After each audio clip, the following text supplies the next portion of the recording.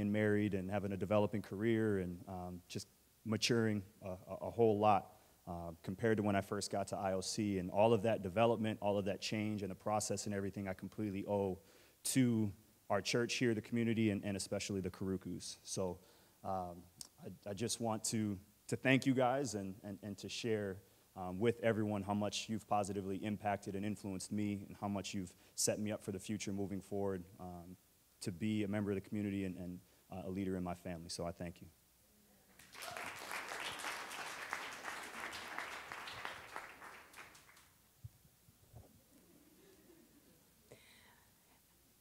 God puts us on a wonderful journey. And, you know, when Pastor Zipporah says, I am blessed and highly favored, I am blessed and highly favored. And I know that, not just in my head, but I know it in my belly. And, you know, there's a lot of people out there. We're a little church, but we can touch a lot of people. And, you know, the things that we go through are the things that make us realize what other people are going through. And I was one of those people who didn't know I was blessed and highly favored until I came to this church. When I came, I'm going to keep it really short. I'm old, so it could go on forever. But I was one of those people that when I came to Pastor Charles. And I think there are a lot of other women out there. But I knew that I couldn't take my life because I knew enough about Jesus that he wasn't okay with that. But I was that dead inside and that oppressed inside that I wanted to die. I really wanted to die. And, you know, different people at work tell me, Pastor Charles is not God. I know that. But he's a man of God. And, you know, he sends people in your life that are God's hands and they're God's feet. And this church, Pastor Lindsay and Pastor Zipporah, and the people like Meg and like Britt back there that work on you and love you with their whole heart, when you're on your face throwing up yuck, and they love you through it. And because of this church, we become tough, where we can snarl back at the enemy and we can take back what he took from us. And we go out, and I've been blessed to be in with the ILM group, and I'm going to grow every day because our little church is going to grow, and we're going to see that vision of a big, big church because we have a big, big purpose. But all of that starts with a couple that has a vision and they never let go of it. They bite onto it and they don't let go no matter what. And I think when I look at them, I'm just so thankful that God put that in their heart and that they love on us through the thick and the thin, but that they never give up. And I'm thankful, thankful, thankful.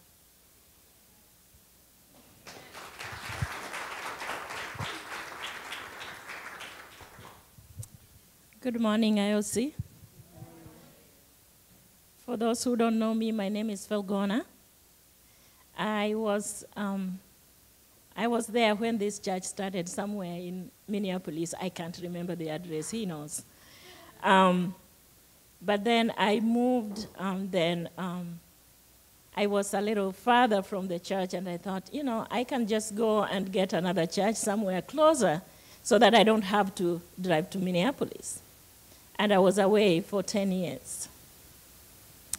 I came back last year towards the end, and because I just felt like I went to church, but I never saw any meaning of going to church. It just never grabbed me.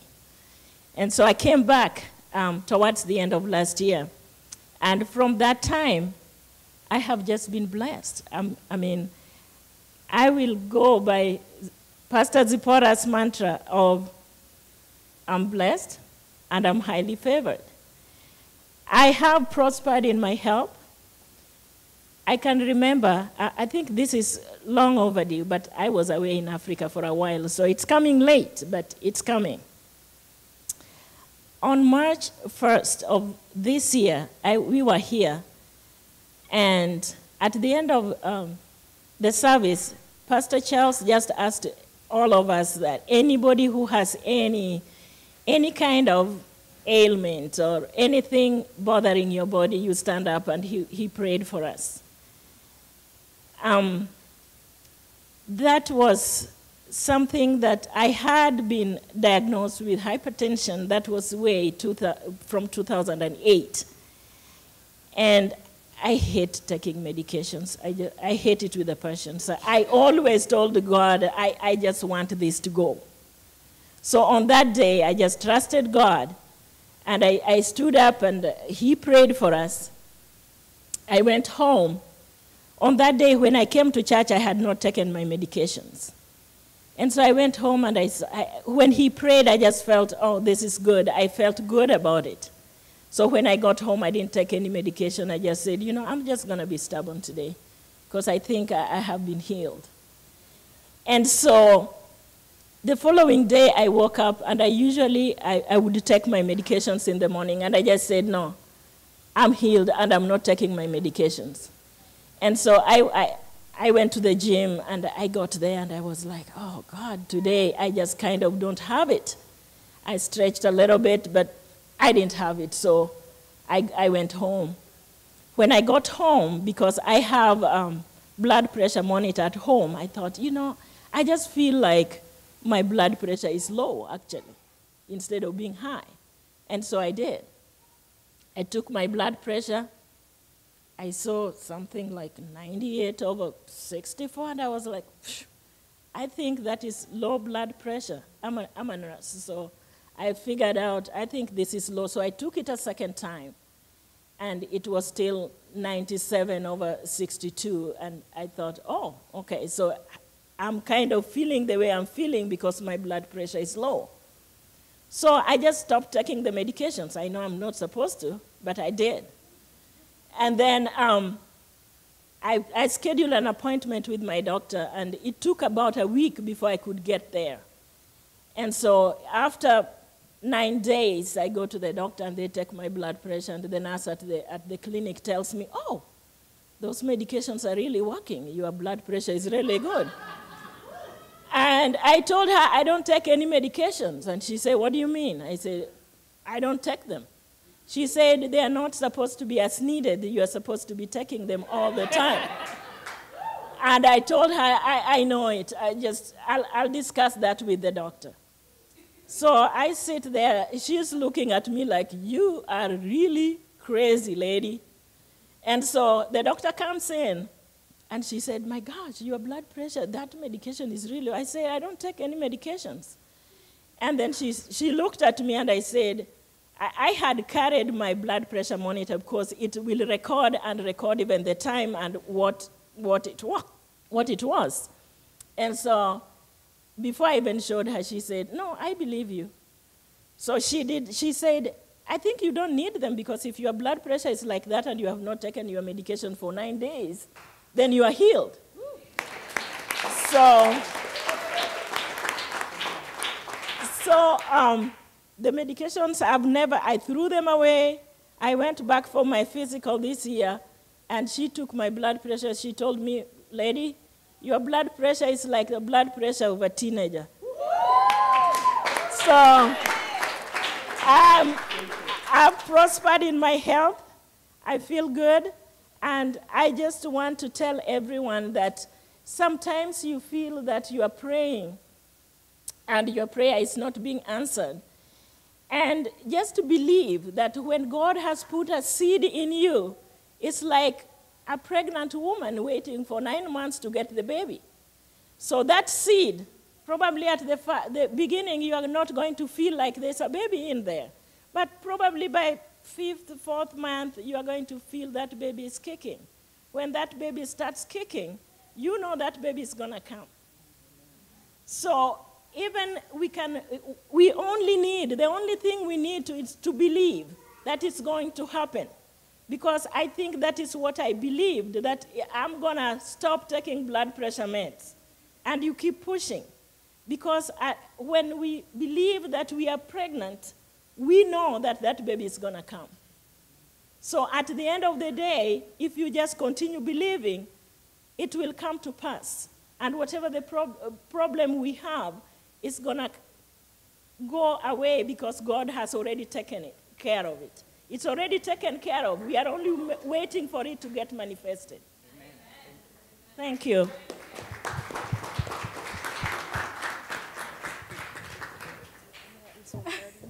Okay, well, we were asked to talk on the side of youth group, and we're grateful for Pastor Lindsay to be in our lives. She's always there whenever we need her, and like whenever we're down. She's always helped us see different in people, see the light, and okay, how do I do it? Hey, got him. Okay. She always showed us love even when we are at our worst. Or even when we were at our worst too, like low-key. Your phone turned off. Like, no, like, I'm so serious. We be talking. And okay, anyways. And in our eyes, we see Pastor Lindsay as a mother. Yeah. We all love her. Yes, we love you so much. Yep. Yeah. I already said that. Okay. Hope you fall too.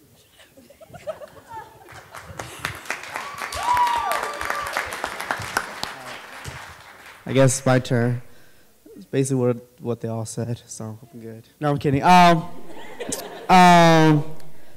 don't know. Been here for 3 to 4 months, I would say. I got to IOC through my parents. Man, when I first heard about IOC, and my parents were they live in their church is in Burnsville. I'm like, dude, that's a far drive, you know. But I'm like, you know what? Let's go. I want to visit this church, and definitely, when I got here, I definitely got blessed. Me and my wife we both got very blessed, and we're really grateful to have you in our lives. And IOC has been such a big blessing to us in the last 4 months. Even though it's just a short amount of time, you guys have been such a big blessing, big miracle in my life, and in my wife as well. I definitely got healed.